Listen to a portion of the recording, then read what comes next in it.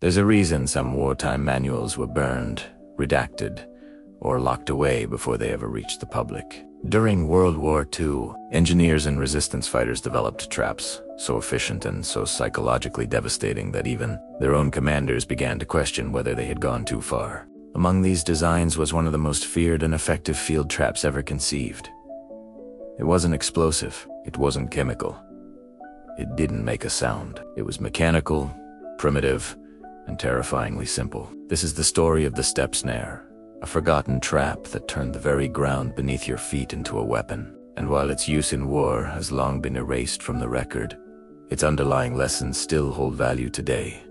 Not for harm, but for understanding terrain, awareness, and control. The step snare was born out of desperation in occupied territories. Resistance fighters had no access to guns, mines, or proper explosives. They needed a way to slow patrols, protect supplies, and defend their ground without revealing their position. So they weaponized the earth itself. A shallow pit, cleverly disguised under twigs, leaves, and a thin lattice of bamboo or sand. Beneath it, a single sharpened stake, hardened by fire.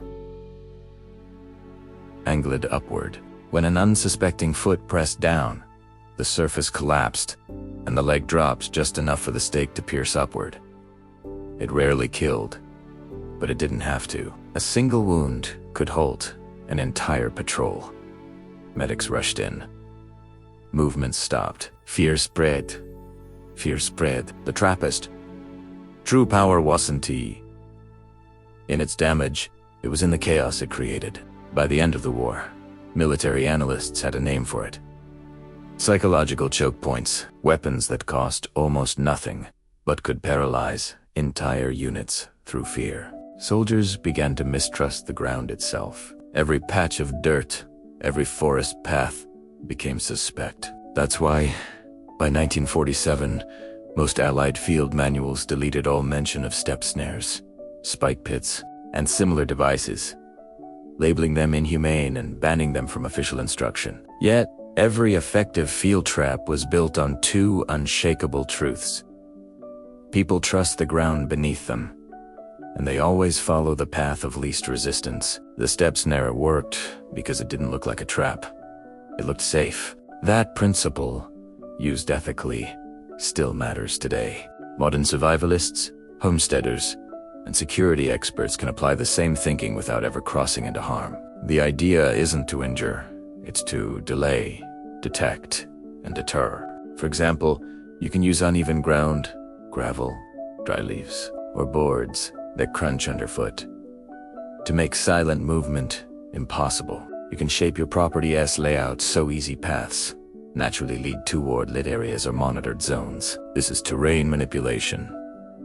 The same psychological principle behind the step snare, applied with safety in mind. The brilliance of those wartime engineers lay not in their cruelty, but in their observation. They studied soil, color, moisture, and erosion to hide their work. They used moss, roots, and debris to make their traps invisible. And that same discipline, blending, concealing, paying attention to texture and tone, remains a cornerstone of modern camouflage and concealment today. Even after the war, though the traps themselves were banned, the thinking survived. Veterans who deserved as engineers and commandos quietly passed down the mental framework, how to turn limitation into strategy and terrain into advantage. That mindset became the backbone of Cold War survival training. Manuals on terrain, denial, and environmental defense came directly from these lost World War II lessons. Today, the logic still applies, only reversed. Rescue teams and modern soldiers use the same awareness to avoid hazards, to identify unstable ground, and to create safe paths through dangerous terrain.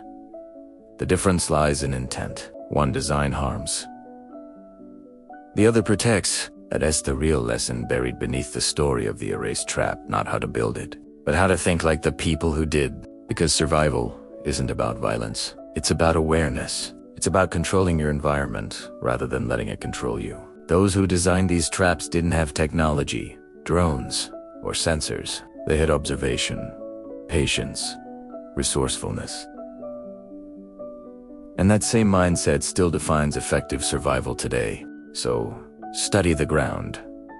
Learn how people move. Shape your environment for awareness and safety. Replace the instinct to harm with the instinct to control. Because in survival, control of the ground is control of the situation. The step snare may have been erased from military history, but its lessons remain written in every forest trail, every defensive layout, and every survival principle that followed. It's not about fear. It's about understanding. And if uncovering forgotten fieldcraft like this fascinates you, subscribe to In the Beginning and share this story, because the past still hides powerful lessons in plain sight. And sometimes, the secrets we were told to forget are the ones most worth remembering.